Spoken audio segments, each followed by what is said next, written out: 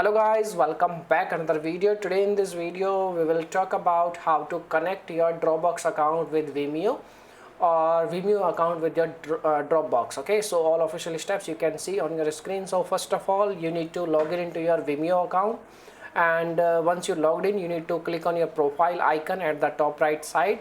And once you click on the profile icon, you need to click on settings, and once you click on settings, you will redirect on this page. On this page you need to find connected apps option, and once you click on connected apps, you need to scroll down and you will find there is an option like Dropbox.